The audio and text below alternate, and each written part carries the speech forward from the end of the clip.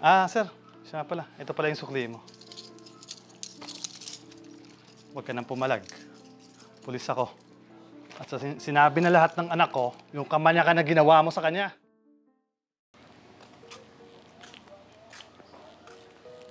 Sis, dito lang siguro tayo mag-antay ng jeep. Uy, sis. Oh. Kinakausap kita. Okay ka lang ba? Lutang na lutang ka. Pagod na pagod ka ata. Pasensya ka na, sis. Mukhang sama kasi yung pakiramdam ko. Hindi pa ako natutulog, galing akong duty.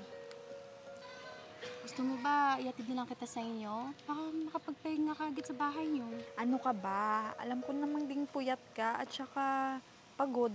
Alam mong kaya ko na to at saka malayo yung bahay namin, no? Di ka na. Talaga ba? Sige. Oh, sis. Dito na pala yung jeep. Kara!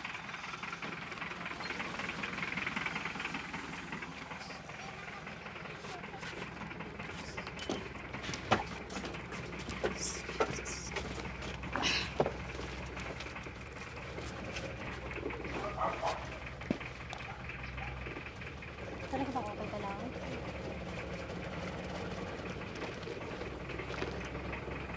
Ingat ka po sa inyo, Oo, ikaw. Kuya, bayad po. Miss, ako na mag-aabot. Thank you po, kuya. Wala nga naman.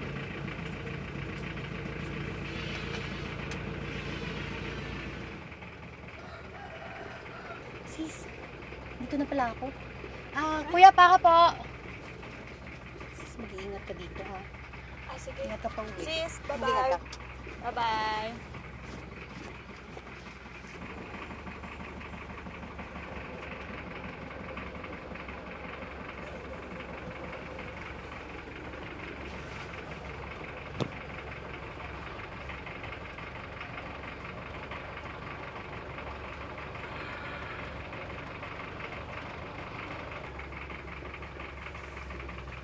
Kuya! Ano ba yung ginagawa mo? Mukhang kanina ka pa siya nag-i-enjoy Mukhang type mo yata ako. Bakit? Okay lang ba, miss? Kanina pa kasi nag-iinit ang katawan ko sa'yo. Oo naman. Ano ka ba? Mukhang nabitin ka. Gusto mo ituloy natin sa bahay. Ano mo bang ako lang mag-isa doon? Sigurado ka, miss? Kanina pa kasi ako nalilibugan sa'yo eh. Ano, tara na? Oo, sige. Wait lang kuya ha. May tatawagan lang ako. Papadeliver tayo ng food sa bahay. Nakakaya naman kasi sa'yo. Wait lang. Wait. Sige, basta bilisan mo ha. Oo. Hello? Para makagawa na tayo ng video sa kama mo. Hello? Kuya, nandito na pala tayo. Manong para po. Dito lang tayo? Sige.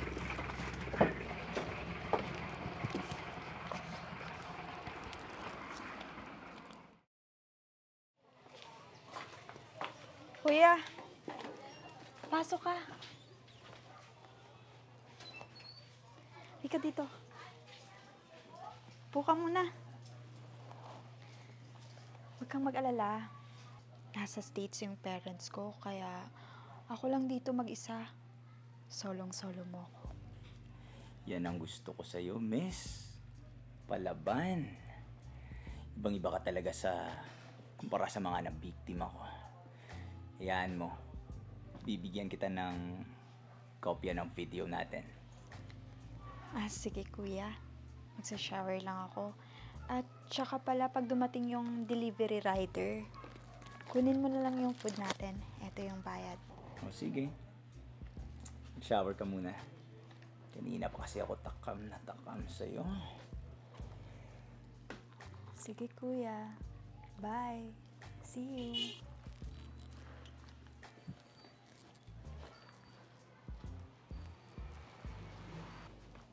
Pag siniswerte ka nga naman, makaka-score ka na.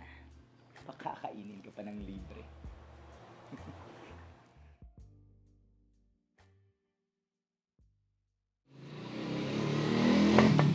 Tao po, ma'am. O kuya, Magandang ka hapon muna. po, sir. Salamat.